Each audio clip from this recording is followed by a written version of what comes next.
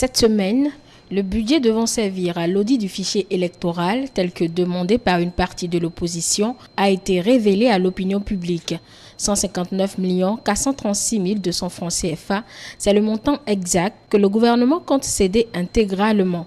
Le dit budget a été soumis à l'exécutif par le comité de pilotage de l'audit du fichier électoral mis en place par certains partis politiques d'opposition. Le Conseil des ministres a autorisé la mise à disposition des fonds et instruit les ministres chargés des Finances et de la Justice d'accomplir les diligences nécessaires à cette fin.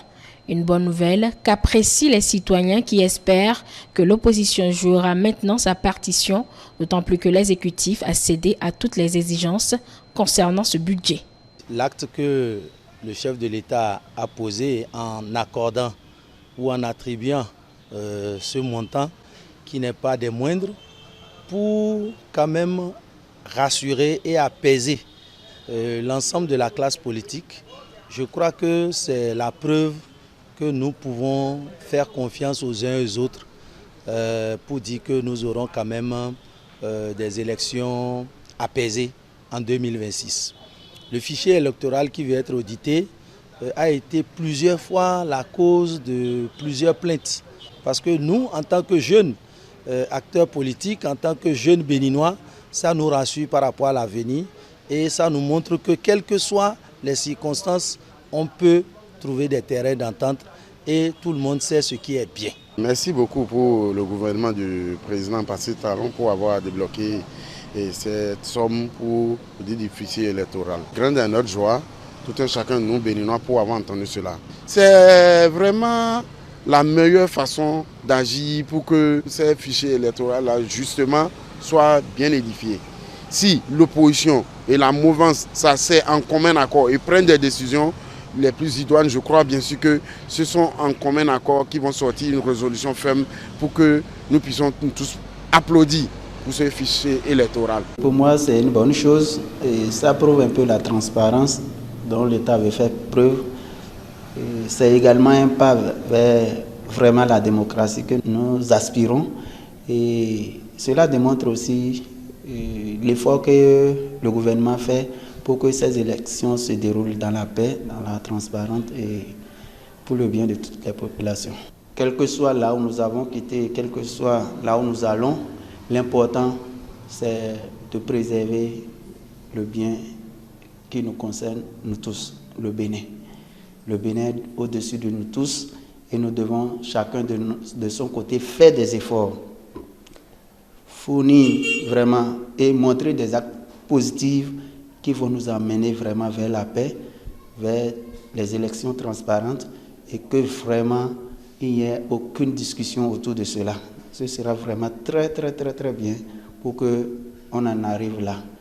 Et aujourd'hui avec cet acte déjà, c'est vrai que la société civile va suivre parce que beaucoup vont apprécier l'acte. Je voudrais quand même qu'après cet audit, la mouvance aussi, le gouvernement, j'allais dire, puisse prendre et comprendre un peu aussi certains aspects qui seront énumérés pour que des deux côtés ils puissent avoir une bonne entente et une bonne cohésion pour le bon déroulement des élections en 2026. L'opposition fera son audit, mais l'ANIP garantit la crédibilité de la liste électorale qu'elle compte transmettre à la Sénat. À la faveur d'une déclaration de presse vendredi 21 février 2025, le directeur de l'ANIP a rassuré les électeurs du sérieux du travail qu'abat son agence pour transmettre un fichier fiable. C'est le moment pour nous de réaffirmer la fiabilité de cette liste et rassurer que la gestion de notre registre d'état civil, notamment en ce qui concerne les décès, est rigoureuse et conforme aux dispositions légales en vigueur.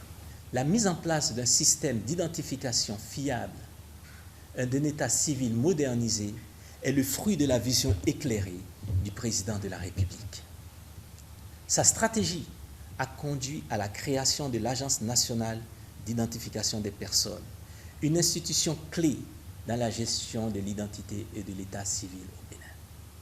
Grâce à l'ANIP, notre pays dispose aujourd'hui d'un dispositif fiable et sécurisé permettant une identification rigoureuse des citoyens et une gestion efficace de l'état civil. Ce système garantit l'intégrité de nos bases de données et soutient le développement de services publics modernes et accessibles à tous. La liste électorale informatisée est extraite directement du registre national des personnes physiques, garantissant qu'elle est proche de la réalité et qu'elle contient l'ensemble des données nominatives, personnelles et biométriques des citoyens en âge de voter.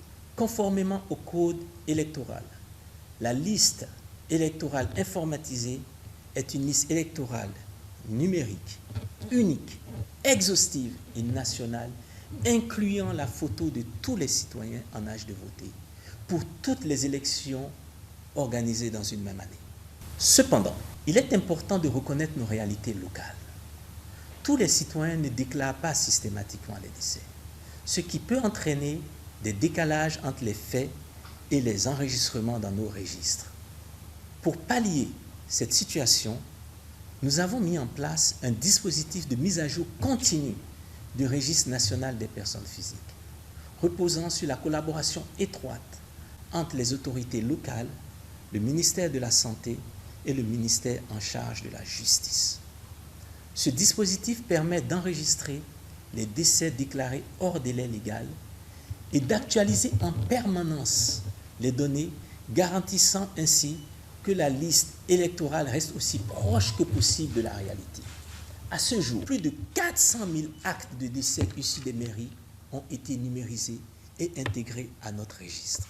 Conformément aux dispositions en vigueur, les citoyens ont la possibilité, lors de l'affichage de la liste électorale informatisée provisoire, de demander la rectification d'informations électorales. Cette étape cruciale permet également d'assurer l'exactitude des données et de renforcer la transparence du processus électoral. Notre mission est claire: garantir un système d'enregistrement des faits d'état civil moderne, précis et accessible. La publication d'une liste électorale à jour et fiable est essentielle pour assurer l'intégrité de notre processus électoral. Nous comptons sur la collaboration des autorités locales, des citoyens et de tous les acteurs concernés pour atteindre cet objectif commun. Ensemble, construisons un système inclusif, transparent et efficace. On revient au Conseil des ministres. De cette réunion hebdomadaire du gouvernement, plusieurs autres mesures ont été prises, parmi lesquelles cette bonne nouvelle pour les détenteurs de diplômes obtenus dans des universités privées à l'étranger, ne figurant pas sur la liste des établissements privés étrangers dont les diplômes sont directement éligibles à la demande de reconnaissance de l'équivalence des diplômes. Des dispositions transitoires ont en effet été prises pour faciliter la reconnaissance de ces diplômes. Il a été constaté ces dernières années dans la sous-région une prolifération d'établissements privés de formation médicale et paramédicale aux performances peu rassurantes. À cet effet, le gouvernement avait dû adopter, le 18 octobre 2023, le décret portant attribution, organisation et fonctionnement de la Commission nationale d'études des équivalences de diplômes qui, en son article 6, restreint l'obtention de l'équivalence des diplômes de médecine et des formations paramédicales délivrées par des établissements privés à une liste dérogatoire fixée par décret. Par la suite, il a été validé une liste des établissements privés dont les formations dans ces domaines peuvent faire l'objet d'équivalence au Bénin. À la date d'aujourd'hui, on dénombre au moins 16 médecins, 157 sages-femmes et 2097 infirmiers béninois titulaires des diplômes délivrés par les 10 établissements et dont les requêtes pour l'obtention de l'équivalence sont en attente, non compris ceux qui avaient déjà pu en bénéficier. Aussi, dans le but de prémunir les populations contre les erreurs médicales aux conséquences irréversibles constatées par endroits, le gouvernement a-t-il décidé de mettre en place un dispositif spécial d'évaluation et de renforcement de compétences des diplômés concernés afin de les habiliter à exercer au Bénin. Il permettra, à l'issue de cette évaluation, d'organiser, pour ceux dont l'admissibilité est évidente, des sessions de renforcement de capacité sous forme de modules de cours théoriques et de stages pratiques sur une période d'1 an dans des établissements de santé et sanctionnés à la fin par un certificat d'aptitude. Sont concernés par ce dispositif les professionnels de santé ayant déjà obtenu leur diplôme dans ces établissements privés étrangers de formation aux professions de santé ne figurant pas sur la liste des établissements privés étrangers dont les diplômes sont directement éligibles à la demande de reconnaissance de l'équivalence de diplôme. Les étudiants ayant commencé leur formation en sciences de la santé dans les 10 établissements avant l'entrée en vigueur du présent décret. Les ministres concernés sont instruits de prendre les mesures à même de garantir une conduite rigoureuse et efficace de ces sessions d'évaluation et de renforcement de compétences. De même, la zone administrative et commerciale de Gonri a été déclarée d'utilité publique. Une campagne de fleurissement des villes du Grand Nokoué, de Parakou et Nati Tengou a été aussi lancée. Par décret numéro 2001-289 du 8 août 2001, un plan spécial d'aménagement du périmètre de Gonri en tant que zone commerciale a été approuvé en Conseil des ministres. Ainsi, seules les infrastructures immobilières destinées à cette fin devraient désormais se trouver dans cet environnement. Ultérieurement, le décret numéro 2021-588 du 10 novembre 2021 portant déclaration d'utilité publique du périmètre défini a élargi l'affectation aux immeubles à usage administratif. Mais il se trouve que l'aire concernée regorge de maisons d'habitation mal entretenues, d'installations industrielles vétustes, d'immeubles abandonnés, inachevés, délabrés et totalement incommodes, compromettant ainsi la vocation à elle destinée. C'est dans cette même zone qu'est implantée une cimenterie dont les activités sont une source importante de pollution atmosphérique, compte non tenu du trafic élevé de camions, causant de sérieuses dégradations des rues avoisinantes. C'est ce qui justifie le renouvellement des termes du décret numéro 2021-588 du 10 novembre 2021 pour parvenir à un aménagement total et convenable de cet espace. En conséquence, dans le cadre de son assainissement, il est prévu de faire respecter par les propriétaires ou présumés propriétaires d'immeubles les prescriptions d'urbanisme et d'architecture prévues dans la zone. La mise en œuvre de cette mesure aura exceptionnellement pour effet la libération définitive de certains terrains susceptibles d'abriter des projets d'utilité publique. Il convient de signaler que les propriétés impactées par la mesure de déclaration d'utilité publique ne seront pas toutes expropriées. Seuls sont concernés par une expropriation définitive certains terrains présentant des intérêts spécifiques parce que devant abriter des infrastructures prévues. Campagne de fleurissement des villes du Grand Nokoué, de Parakou et Nati Tengou. Dans la logique de l'engagement du gouvernement à améliorer durablement le cadre de vie des populations et à préserver l'environnement sur le plan national en promouvant des villes assainies, propres et attrayantes, le présent projet a pour objectif l'embellissement de l'espace urbain, la promotion de la biodiversité, la création d'espaces verts et la lutte contre les effets du changement climatique. Il ambitionne autant d'encourager et de développer la culture de l'aménagement paysager auprès des populations en faisant d'elles des partenaires actifs de l'amélioration et de la préservation de leur environnement immédiat.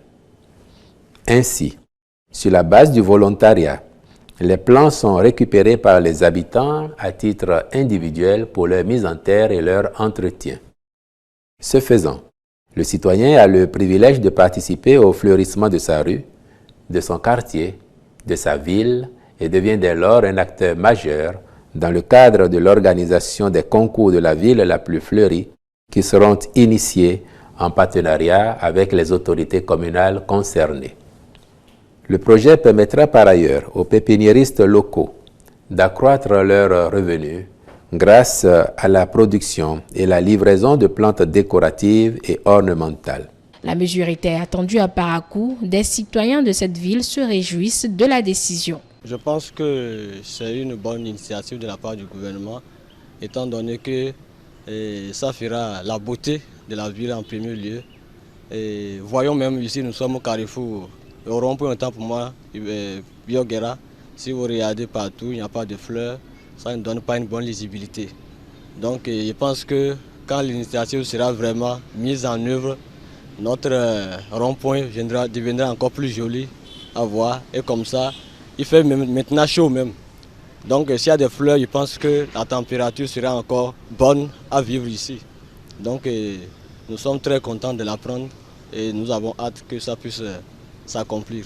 La ville a besoin d'accroître, de se développer. Ça fait partie des choses qui entrent dans le développement d'une ville.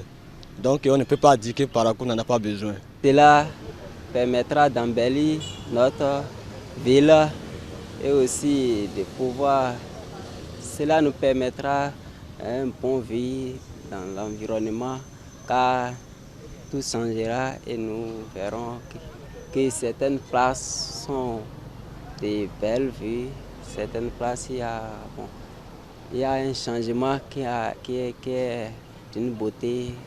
Ça a besoin de fleurs. Par exemple, vous voyez, il n'y a pas de fleurs.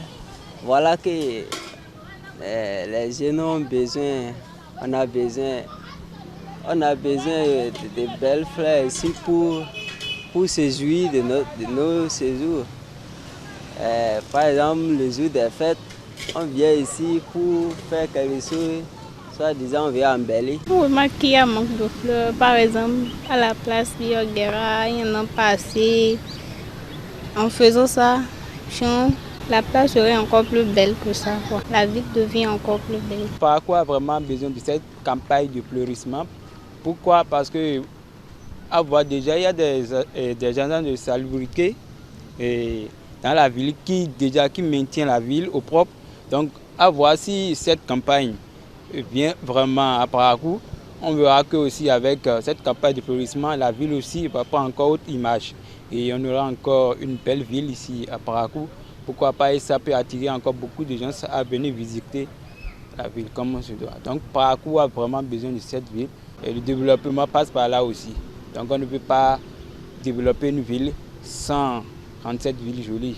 On reste au palais de la Marina dans le cadre d'une visite de travail qu'elle effectue au Bénin et sur invitation du chef de l'État béninois, une délégation de la haute hiérarchie de l'Église du christianisme céleste du Bénin, de la Côte d'Ivoire et du Nigeria a été reçue jeudi 20 février 2025 par le président de la République Patrice Talon. L'audience a permis d'aborder des questions essentielles relatives à la vie de l'Église et à son unification.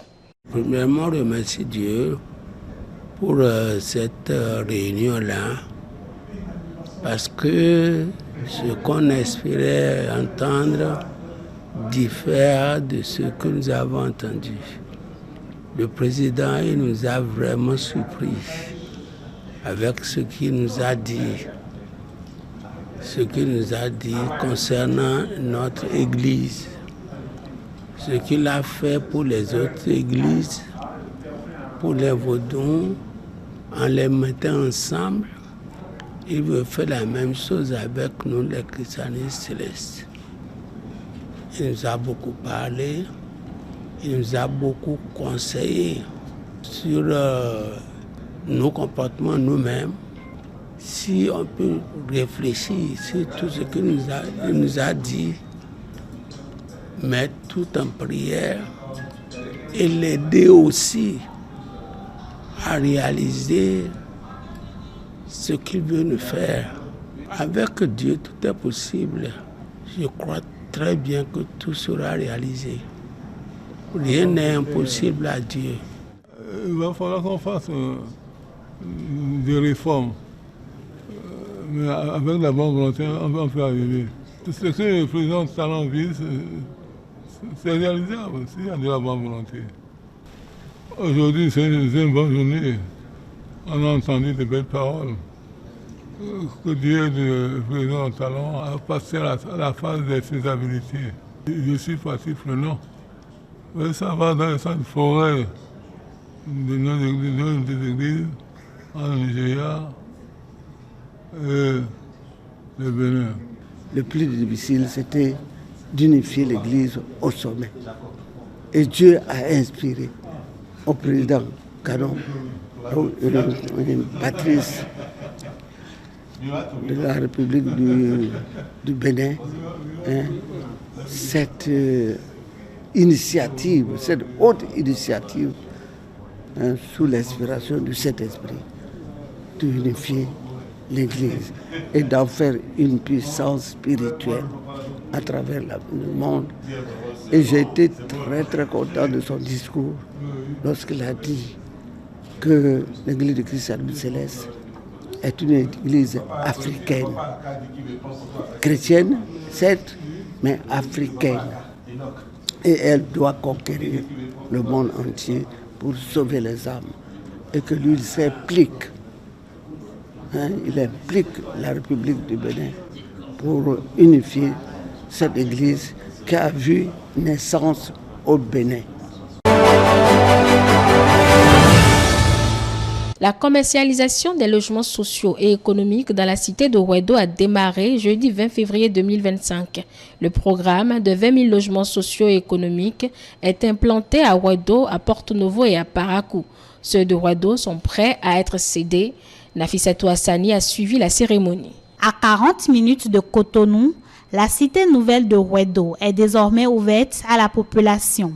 Ce jeudi 20 février 2025 a marqué la cérémonie officielle du lancement de la commercialisation des 20 000 logements sociaux et économiques. Les actions complémentaires menées par le gouvernement pour permettre aux occupants de s'installer sans crainte sont exposées. Avec plus de 10 849 logements sur ce site, soit environ 60 000 habitants potentiels, nous voyons se dessiner une nouvelle ère de prospérité pour Ouedo et ses environs. C'est le lieu de remercier encore le président de la République qui tout récemment a décidé de construire 26 nouvelles salles de classe et réfectionner donc toutes les infrastructures existantes au CEG La Verdure de Ouedo pour un coût global de plus de 2 milliards de francs CFA, renforçant donc ainsi la capacité d'accueil de ce collège en vue de permettre aux nouveaux résidents de la nouvelle cité de Ouedo de bien pouvoir scolariser leurs enfants. Jean-Claude Kodia, préfet de l'Atlantique, renouvelle son vœu d'engagement dans l'accompagnement des actions de développement dans son département. Je tiens à rappeler que ce projet a été rendu possible grâce à la mobilisation des ressources et au concours des partenaires financiers, mais aussi à la collaboration des communautés locales. Les consultations menées, bien que perfectibles, traduisent un souci de concilier modernité et respect des valeurs culturelles et historiques de Ouedo, notamment la préservation de ces sites sacrés. Je m'engage à continuer d'accompagner avec l'ensemble des services déconcentrés de l'État toutes les initiatives qui visent à faire du département de l'Atlantique une référence en matière de développement durable et inclusif. Constitué de plusieurs types d'appartements, celui réservé aux fonctionnaires est accessible dans les conditions ci-après. Ce sont des villas de type F4 et la modalité préconisée, c'est la location-accession. Cela voudrait dire qu'on ne demande pas aux agents de l'État de sortir 22 millions cash pour acheter, puisque l'État, avec ses partenaires financiers, a déjà financé le programme. Ce qui reste simplement, c'est de constituer des fonds pour pouvoir faire les remboursements. Donc pour cette catégorie, c'est uniquement le coût de construction. Le bénéficiaire vient à nos guichets et signe un contrat de location-accession. Cela lui permet donc d'amortir ce bien-là sur 25 ans. Et quand on calcule, cela donne exactement 97 000 francs CFA. C'est pour ça que nous disons devenir propriétaire à moins de 100 000 francs par mois. À l'initiative de l'État, la CIMO, Société immobilière et d'aménagement urbain, a été créée en 2017 dans le cadre d'un partenariat avec les banques, les établissements financiers et les sociétés d'assurance. Également dans l'actualité cette semaine, la disparition du ministre des Enseignements secondaires, techniques et de la formation professionnelle. Kwaro Yves Chabi est décédé dans un accident de circulation dans la nuit du jeudi 20 février. Le ministre qui a remplacé au gouvernement le professeur Marion Kakpo a passé un peu plus de 3 ans à la tête de ce département. Il a coordonné plusieurs projets du gouvernement. Kwaro Yves Chabi s'en est allé à l'âge de 52 ans, laissant ses collègues au gouvernement, ses collaborateurs ainsi que sa famille politique et biologique sous le choc. C'est un silence plat qui règne au cabinet de Kwaro Yves Chabi ce vendredi 21 février 2025. Couloir vide, bureau occupé, mais les esprits étaient encore à chercher et à comprendre le pourquoi du comment. Ceux qui en avaient le courage repassaient dans leur tête et sur leur téléphone la dernière sortie médiatique du ministre. Son message dans le cadre de la Journée internationale de la langue maternelle. Visage serré, gorge nouée, la douleur est encore vive chez ceux-là qui ont pendant plus de 3 ans côtoyé l'homme. L'atmosphère était donc lourde, des collaborateurs esseulés, ne voulant parler à personne. Voilà l'ambiance dans ces services. Malgré nos multiples tentatives, pour leur arracher quelques mots, aucun n'a voulu se prêter à l'exercice. Excusez-nous, nous sommes toujours sous le choc. C'est la phrase qu'ils ont tous répétée presque à l'unisson pour se débarrasser de notre équipe. Sur le terrain, la famille politique du disparu s'est rendue à la maison mortuaire. Kwaro Yves Chabi était militant du parti Union progressiste Le Renouveau. Pour témoigner la solidarité et la sollicitude du parti à la famille, une forte délégation de la haute direction politique de l'Union progressiste Le Renouveau s'est rendu ce 21 février 2025 au domicile familial. À la tête de la délégation, le président du parti, Joseph Djogbenou, accompagné de la vice-présidente Mariam Chabi Talata Zimé, des ministres conseillers, des députés, ainsi que de plusieurs personnalités.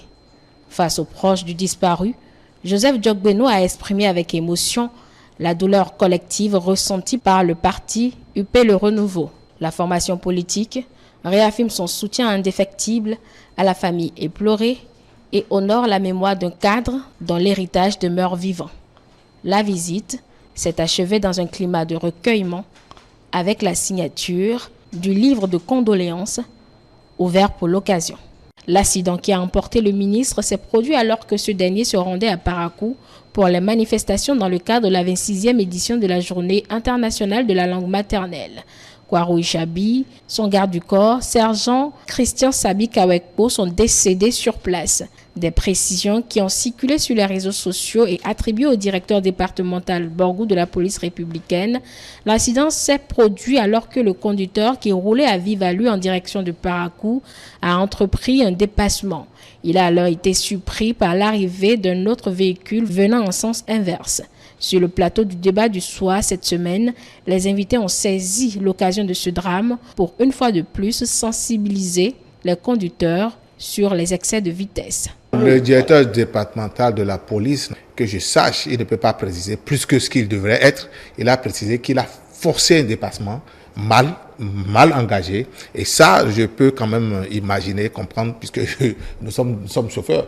Donc, un dépassement très, très mal engagé qui a coûté la vie aux passagers, donc, dont le ministre, etc. Donc, du coup, c'est quand même un ministre qui est en mission, qui est en exercice, donc qui est en mission, et qui, en principe, a le droit quand même d'avoir un certain nombre de vitesses, enfin, je veux dire, au kilométrage, et à un moment donné. Certainement que l'urgence du mission a pressé le chauffeur, peut-être à oser, à prendre des risques.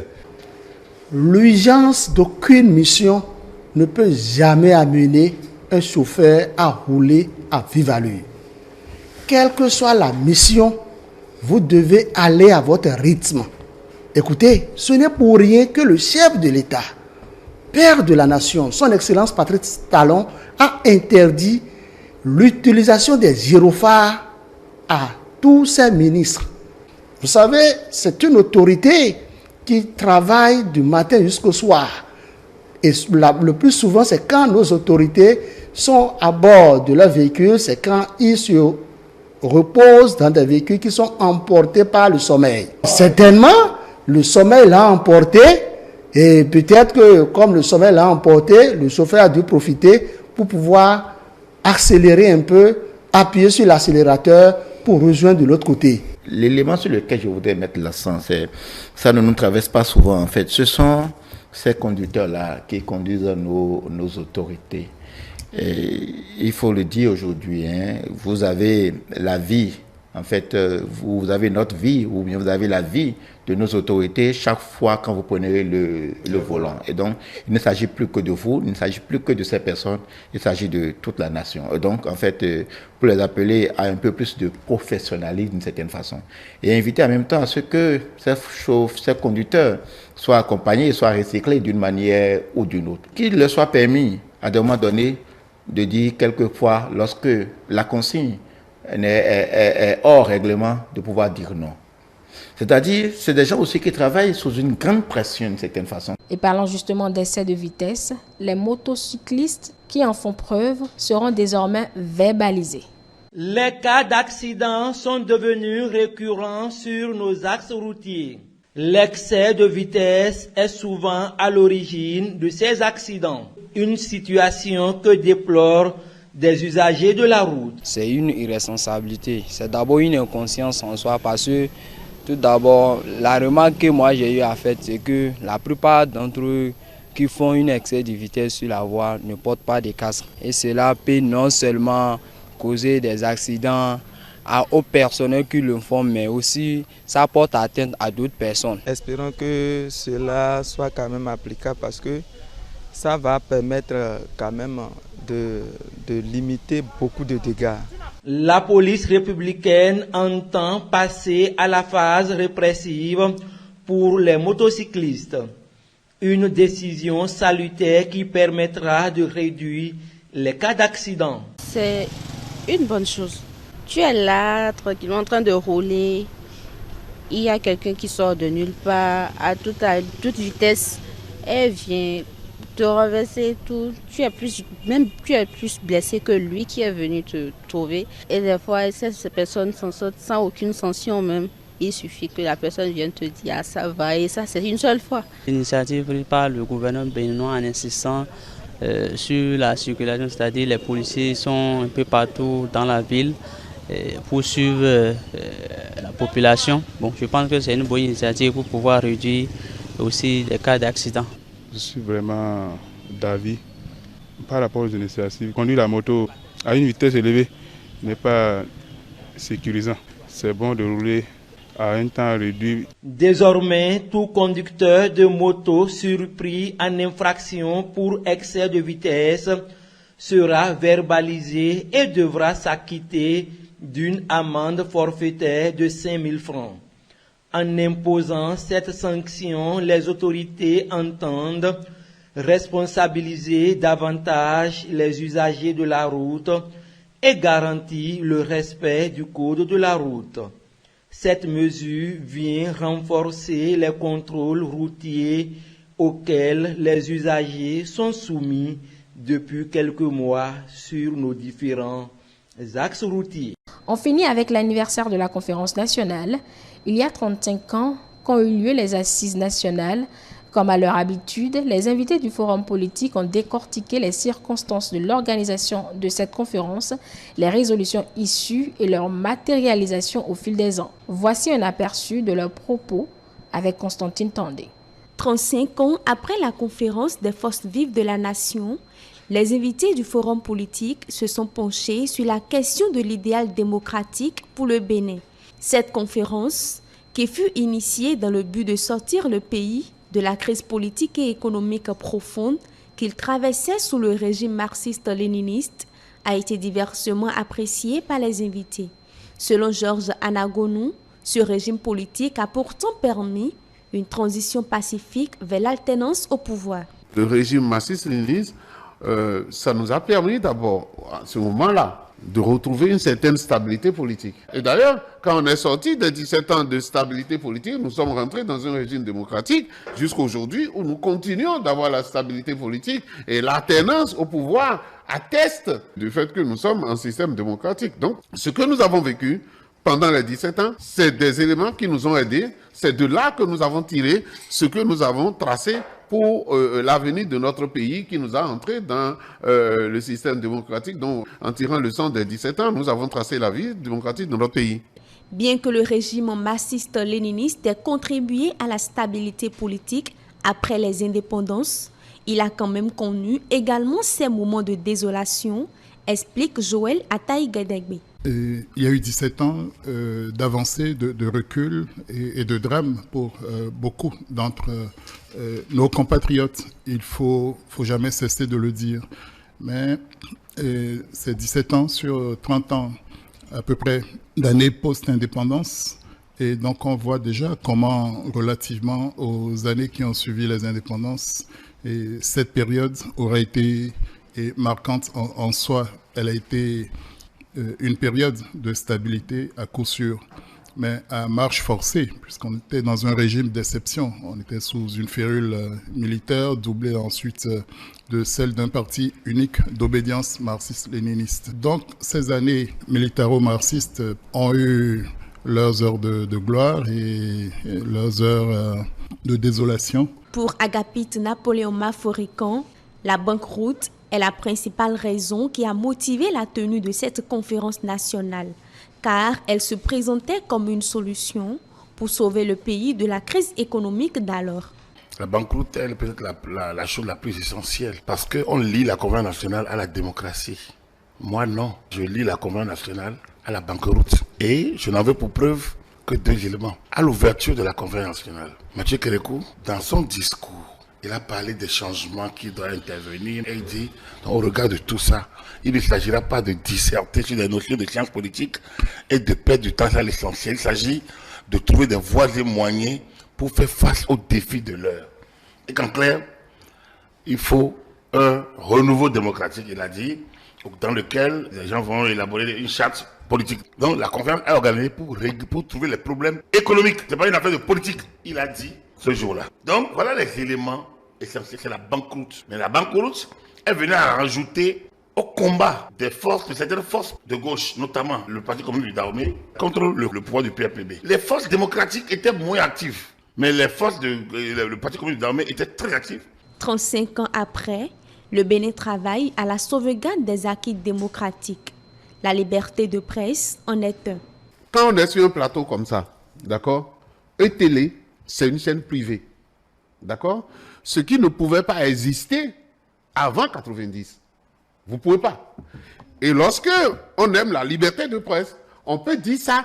Est-ce que nous allons encore aujourd'hui retourner à la situation depuis la conférence nationale? Est-ce qu'on est retourné à la situation d'avant en matière de liberté de presse et de liberté même individuelle? Je pense qu'on n'est pas retourné là-bas. Ça, c'est un acquis qu'il ne faut pas lâcher. Nous ne sommes plus retournés à la banqueroute qu'on a conduit, comme il le dit, 85 et tout ça. On n'est plus jamais retourné à cela. Et si le Bénin, quand même, s'est révélé en 90, grâce à quoi? Grâce à la conférence nationale. Ce sont des acquis dont il faut parler aux jeunes. Face aux dynamiques sociopolitiques actuelles, où la question de l'idéal démocratie pour le Bénin continue d'être discutée, les invités appellent les acteurs politiques à une synergie d'action pour éviter au pays de retomber dans les travers du passé.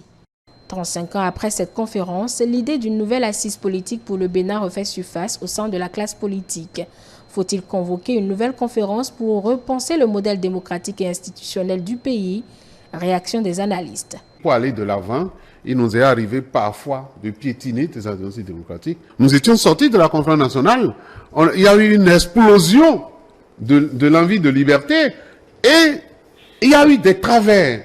Ce qui a fait que nous n'avons pas suivi strictement ce qui aurait été. Mais que voulez-vous? C'est l'œuvre humaine. Nous devons faire en sorte que nous puissions pas retourner le dialogue politique. Ce n'est pas toujours aller s'asseoir à une conférence nationale, mais on peut se parler. Et en se parlant, on voit ce qui ne va pas chez l'autre et ce qui va. Et on ne peut construire la vie sociale que sur cette base-là.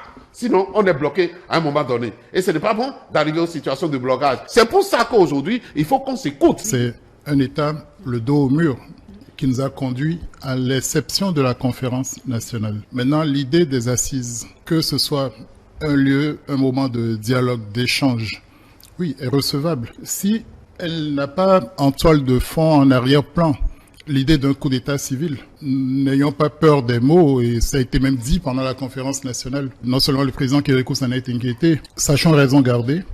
Et si c'est les vertus du dialogue que nous recherchons en parlant de nouvelle conférence nationale, d'assises et que sais-je encore, oui. Mais si ce n'est pas ça, je comprends que l'idée d'assises heurte les tenants du pouvoir. Est-ce que, fondamentalement, nous sommes habités par la culture démocratique?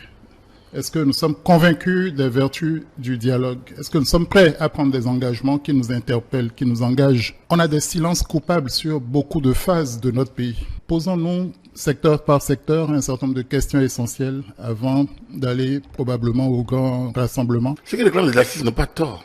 Ils sont jeunes. J'ai regardé ceux qui ont parlé. Ils sont jeunes. Et ils pensent que la conférence nationale était une décision. On se retrouve à la Tchakoudi, on bavarde un peu et puis on règle les problèmes. Non. Le système de 72 à 90 a laissé une stabilité. C'est un modèle de gouvernement. Regardez l'étendue de la Chine et la population. C'est un mode de gouvernement que nous avons expérimenté de 75 à 90. Dans le contexte, est-ce que nous avions les structures qu'il fallait, les hommes qu'il fallait et le système lui-même? En fait, on a quitté la conférence nationale un peu en débandade. Il fallait revenir pour faire quelques ajustements liés à cette conférence.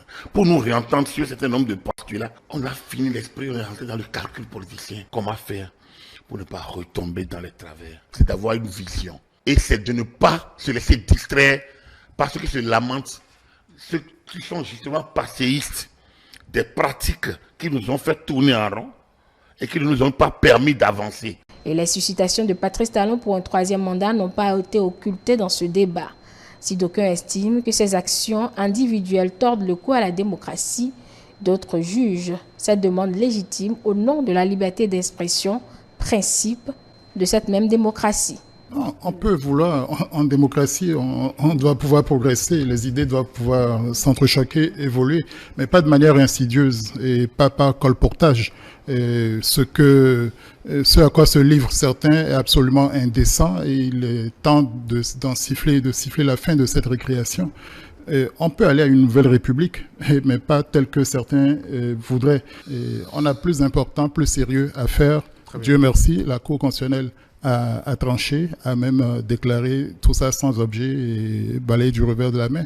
Mais à nos universitaires de clarifier le débat et aux intellectuels de ne pas entretenir la confusion et aux politiques d'être plus responsables dans la cité. En attendant, avançons vers les élections de 2026 et gageons que les partis issus de la réforme du système partisan jouent leur rôle et donnent à voir que cette réforme aura été utile pour le progrès politique de notre pays. On est même allé dire, nul de son vivant ne pourrait avoir plus d'un mandat. On a déjà dit ça dans la Constitution.